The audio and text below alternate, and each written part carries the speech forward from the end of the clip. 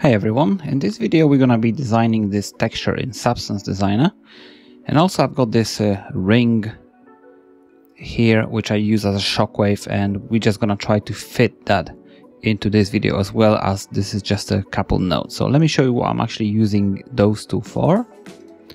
So if I press play, you can see I'll be just pressing the activations really quickly, and on the floor I hope you can see there is this ring texture that we're going to be designing. And also when the shield explodes, you can see we got this a ring, and also we've got the other texture on the edges of the bubble, on that bubble shield. Okay, so let me just show you how it looks fully. That's the impact, and also when the shield time ends, we've got this explosion of it as well.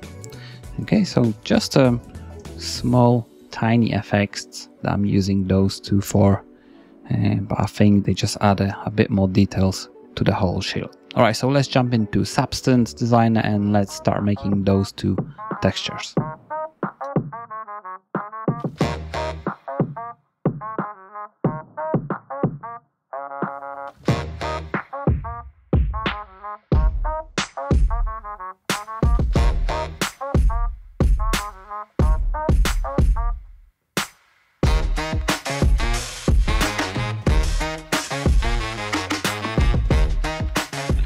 So I'm gonna start by creating a shape.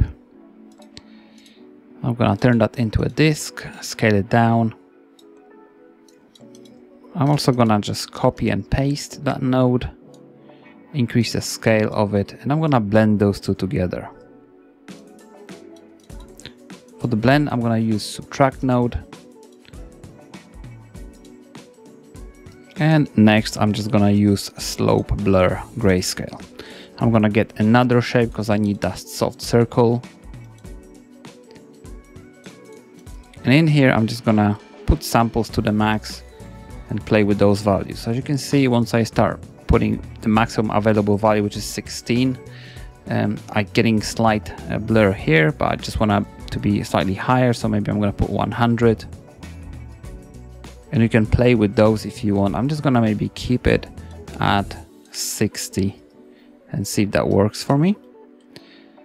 Next, I'm just gonna use transform because I want to scale this back to the center, because I need a bit more space and data here to blur that texture slightly. And the only issue I've got right now is that it's blurable and you see this banding. So first, let's get rid of the tiling. I'm gonna get no tiling here, and I'm just gonna apply slight blur to the whole image to get rid of the banding. Okay. And once I have this, I'm gonna try to get maybe histogram scan, because looking at that texture, it would be nice to have a highlight at the top, not at the top, but by the edges here. Okay, so histogram scan, and I'm trying to extract that slight highlight there. So I think that could work. I'm gonna get auto levels as well, and I'm gonna try to integrate this back into the main texture. Add linear, and now I have this opacity control, or actually I need to revert those, and now I have opacity control on how much of this highlight I actually want to be in the image. So now I can just go to the histogram scan, tweak that value slightly, and I'm gonna end up with this. And now two things you can do. You can just add maybe blur to this to soften that image a little bit. So I think value of 5 might work. And also you can just get another blur, duplicate it, so you can have a separate control for that ring as well. So in here, I'm just gonna zero it. You can see it becomes a bit more sharper. It depends what kind of highlight on that ring you want. So I think that's it for that texture. And next, let's create this distorted ring. So I'm gonna start with shape,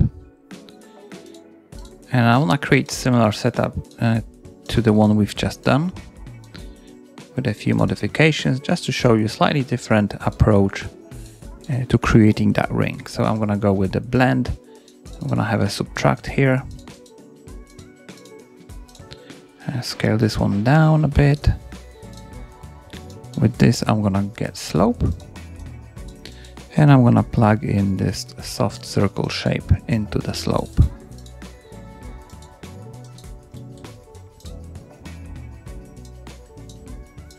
For the intensity, let's try maybe 50, maybe slightly less. And now if I grab this shape and scale it back down, you can see we are getting this outline here. Next, I'm just gonna blur this. But actually before blur, I'm just gonna bring it towards the center. So holding Alt and Shift, mouse click and bringing that down a bit. And get rid of the tiling as well, and now plug it into our blur, and we're having this outline there. Okay, so now a couple of things. Once we have this ring, let's try maybe come up with some sort of distortion texture that we can use. Obviously we got this blur so we can control the intensity for that ring, so let's maybe go with 5. Quality set to 1. I'm gonna tidy up this a bit. Okay, and I'm gonna get this noise. I'm gonna rotate it as well. I'm gonna play with the amount later. I'm gonna get blur. With the low intensity, I just need this to be slight blurry, and then I'm just gonna get shape mapper because I want to map this into a circle. For the pattern amount, I'm just gonna go with 1 for now, so I can control it slightly better, and then I'm gonna get a blur again with a fairly low intensity. Next, I'm just gonna get maybe multi-directional warp grayscale, and that's gonna be my intensity input. So now if I go to intensity, you can see I can distort that circle. And now we can play with the values. I'm just gonna try different ones to see what they actually do into that circle. So I quite like chain, however the intensity is slightly too high, so you can lower it. And min, I think, gives me the good results as well. So I'm gonna go maybe with a min for now, just to distort it slightly. You can play with the directions as well. I think 4 gives me the best results because that one will be horizontal. That would be, actually 2 might be good as well. I'm gonna go with 4. Okay, so now we have this. Let's get another slope and add a bit more blur to it using the slope. So shape, soft circle.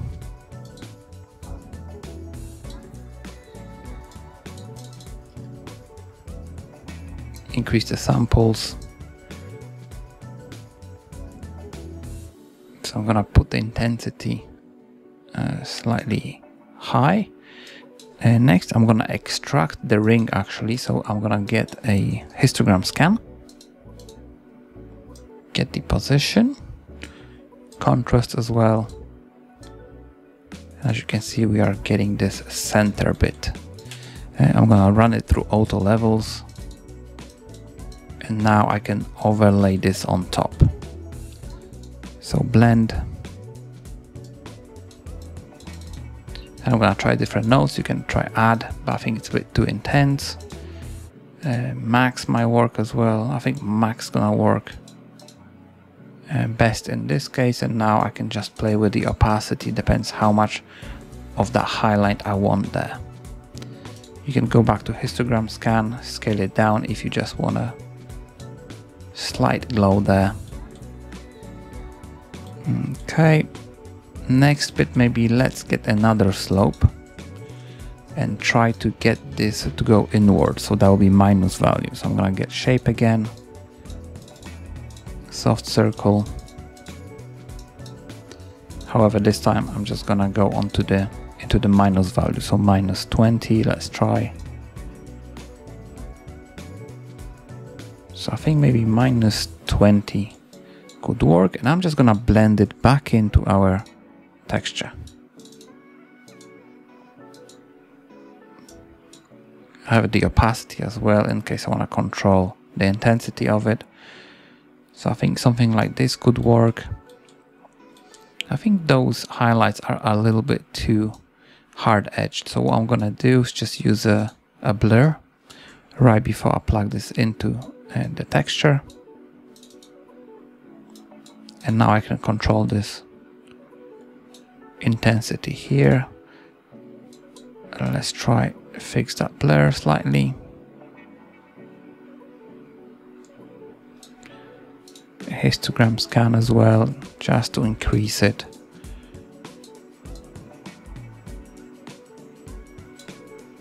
I think maybe our blending modes could be something else.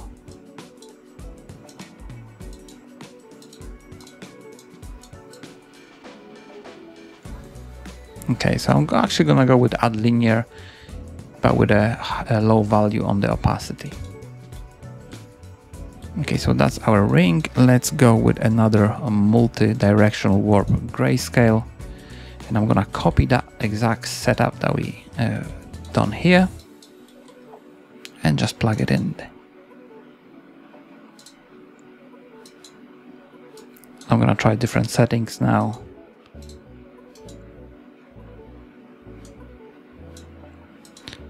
Different blur settings as well, just to see what I could get. But I think average was giving the best results. I'm gonna put a higher value into the intensity. Okay, okay, actually max. So I'm gonna stick with max maybe. But we are getting issue here. And I think it might be because of that blur. So let's get transform here. Scale it slightly downwards, get rid of the tiling on it.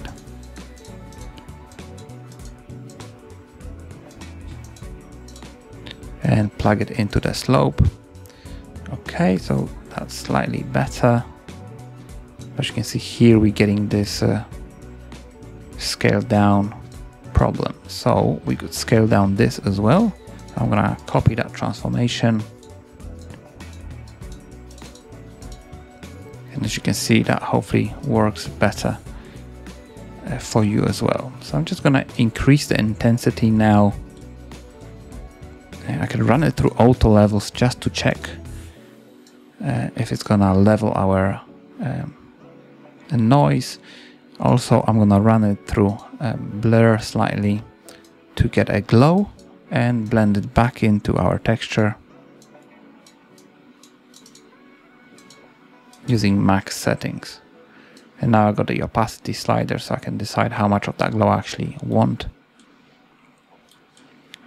Next, I'm gonna get gradient map just to see how it behaves with the colors.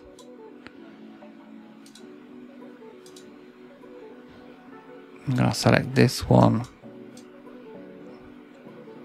So as you can see, we're getting really nice highlights here.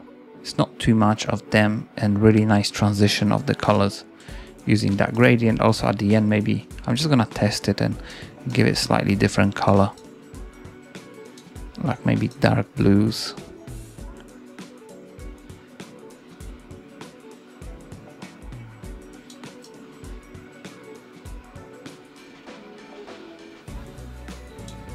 Okay, and as a last note, I'm just gonna use glow just to see if we can get a slightly bit more highlights there. I'm gonna actually tint that glow towards the blue.